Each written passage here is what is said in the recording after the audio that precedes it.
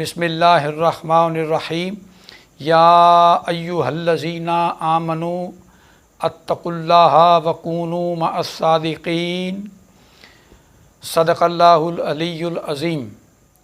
नाज़रीन मोहतरम, अल्लाह ताला ने कलाम मुहकम में इस आय मजीदा में इरशाद फरमाया मोमिनों से कि या अय्युहल्लज़ीना आमनू, ए ईमान वालो, अत्तकुल्लाहा, अल्लाह का तक़वा इख्तियार करो, वकूनू मअस्सादिकीन, और सच्चों के साथ हो जाओ। कुछ अरसे से वतन अज़ीज़ में ये जो करप्शन का बाज़ार गर्म है, ये हम वतन अज़ीज़ की क्या खिदमत कर रहे हैं। आइए हम आज वतन अज़ीज़ में एक तहलका मचा देने वाली ख़बर आज सारा दिन गर्दिश में रही। आज मुल्क पाकिस्तान के प्रिंट मीडिया और इलेक्ट्रॉनिक मीडिया में जिस खबर को बतौर हेडलाइन के जगह मिली, वो शुगर माफिया के ख़िलाफ़ जो कमीशन की रिपोर्ट आई है, आज वो मंजर आम पर आई और आज पूरे पाकिस्तान में इस खबर को हेडलाइन की सूरत में गुफ्तगू का मौजू बनाया गया। आज कमीशन की रिपोर्ट आने के बाद जिन लोगों के नाम सामने आए हैं, जिन लोगों के नाम मंजर आम पर आए हैं, उनमें जहांगीर तरीन साहब सर फहरिस्त हैं, उनके बाद शहबाज शरीफ साहब हैं, उनके बाद मोनस इलाही साहब हैं, उनके बाद ओमनी ग्रुप वाले हैं, उनके बाद खुसरो बख्तियार साहब के जो फैमिली मेम्बरान हैं वो हैं। अब सवाल यहाँ पर यह पैदा होता है कि ये जो अरबों रुपए की करप्शन की गई है चीनी की आड़ में, चीनी के बिज़नेस के कारोबार की आड़ में, जो इस मुल्क की मईशत को करोड़ों रुपए का धचका लगा है, जिन लोगों के कमीशन ने नाम डिक्लेयर किए हैं, क्या उसमें किसी मजहबी जमात का मौलवी शामिल है? क्या उसमें किसी यूनिवर्सिटी का प्रोफेसर शामिल है? क्या उसमें किसी टीम का खिलाड़ी शामिल है? क्या उसमें किसी सरकारी इदारे का क्लर्क शामिल है? क्या उसमें किसी मीडिया का कोई आर्टिस्ट, कोई फनकार शामिल है? इसमें जितने लोगों को कमीशन ने बेनकाब किया है, ये सारे सियासतदान हैं, और ये सियासतदान आज के नहीं हैं। 50-50 साल इन लोगों को हो गए हैं कि ये इस मुल्क को दीमक की तरह चाट रहे हैं। आज 2020 में भी इस वतन अजीज में कमीशन कायम हुआ चीनी की इन्वेस्टिगेशन के लिए, तो क्या रिजल्ट सामने आया? होना तो ये चाहिए था कि हर शोबे ज़िंदगी का एक एक किरदार इस बेनिफिशरी में शामिल होता, लेकिन कमीशन ने जिन लोगों के नाम डिक्लेयर किए हैं, उनमें सवाए सियासतदानों के और शोबे ज़िंदगी का कोई फ़र्द शामिल नहीं है। ये वही सियासतदान हैं कि जिनको हम लोग वोट देते हैं तो ये असेंबलियों तक पहुँचते हैं, कहते हैं कि हम अवाम के नुमाइंदे हैं। क्या पाकिस्तान में सियासत की तारीफ सवाए करप्शन ही है?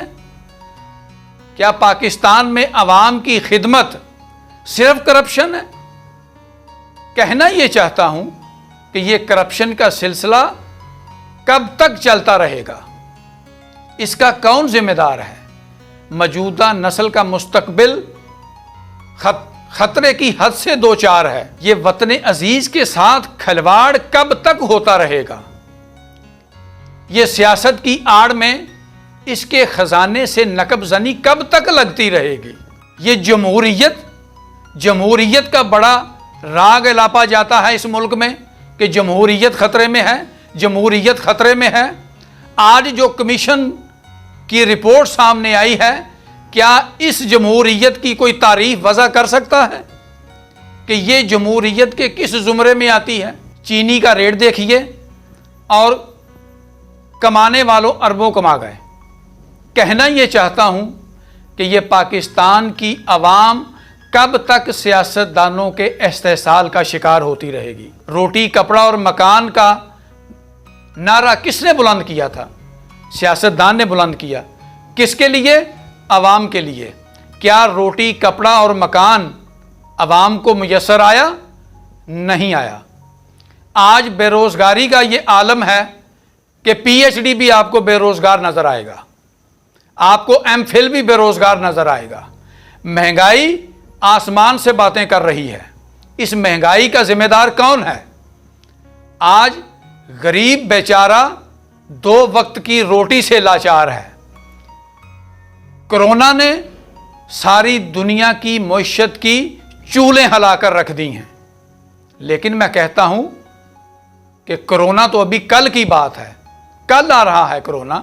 लेकिन इस पाकिस्तान के सियासतदानों ने अवाम का जीना हराम कर दिया है। क्या इस बात का हल्फ उठाया जाता है कि मैं अपने मुल्क के आइन का वफादार रहूंगा और इस मुल्क के खजाने को दीमक की तरह चाट खाऊंगा? क्या यह हल्फ की पासदारी है? आज अवाम का पुरसाने हाल कोई नहीं।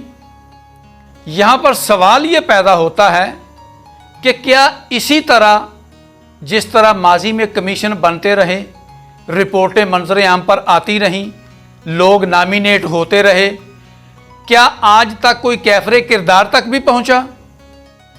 सवाल यहां पर यह पैदा होता है कि आज जो शुगर माफिया डिक्लेयर हुआ है, क्या उनमें भी कोई डिस्क्वालीफाई होगा?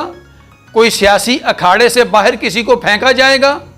क्या उसके खिलाफ कार्रवाई होगी? क्या उसे जेल की कोठड़ी तक पहुंचाया जाएगा? ये अवाम को रिलीफ किस शक्ल में मिलेगा? अवाम को रिलीफ कब मिलेगा? ये अवाम को चीनी सस्ते दामों जो इसका असल रेट है वो कब मुयस्सर होगी? ये चूहे बिल्ली का जो खेल चल रहा है कि आज फलां सियासतदान फलां करप्शन केस में अरेस्ट हो गया, साल 6 महीने जेल काटने के बाद उसकी जमानत हो जाती है, फिर दूसरा पकड़ा जाता है, उसकी साल 6 महीने बाद जमानत हो जाती है, फिर तीसरा पकड़ा जाता है। ये चूहे बिल्ली का खेल कब तक चलता रहेगा? ये अवाम की आंखों में धूल कब तक झोंकी जाती रहेगी? सवाल ये पैदा होता है। अब अवाम सवाल करते हैं हमसे कि ये बतलाइए कि जिनको गिरफ्तार भी आपने कर लिया, आपने इन्वेस्टिगेशन भी कर ली, आप उनकी रिपोर्ट भी मंजर आम पर ले आए, आप उनके नाम भी मंजर आम पर ले आए, अब अगर उसने साल और 6 महीने के बाद जमानत लेकर रिहा होकर फिर हमारी खिदमत करनी है उसी तरह जिस तरह वो खिदमत कर रहा है, तो फिर ऐसे ट्रायल का क्या फायदा?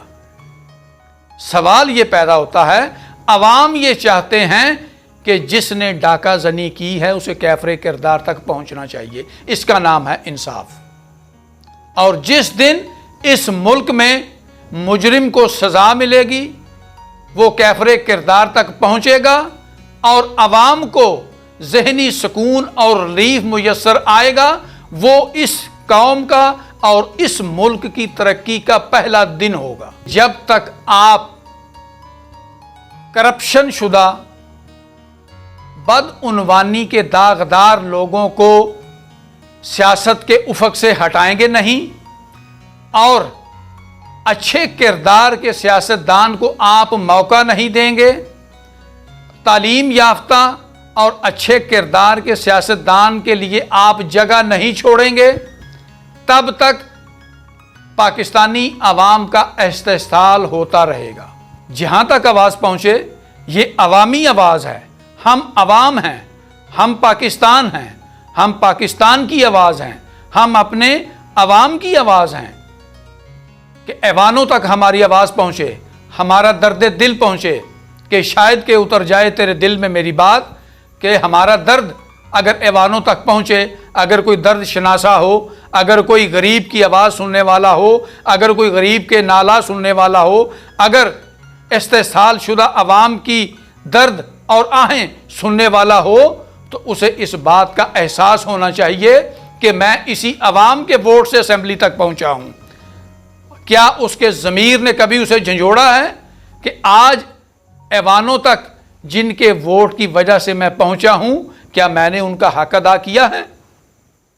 ये सोचने की बात है, ये लम्हा फिक्रिया है। अपने गिरेबान में झांकने की ज़रूरत है।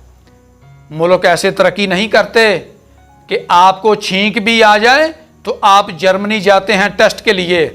आप 40 साल से इस मुल्क के स्याह और सफ़ेद के मालिक बने बैठे हैं और आपको छींक भी आ जाए तो आप चेकअप के लिए जर्मनी जाते हैं।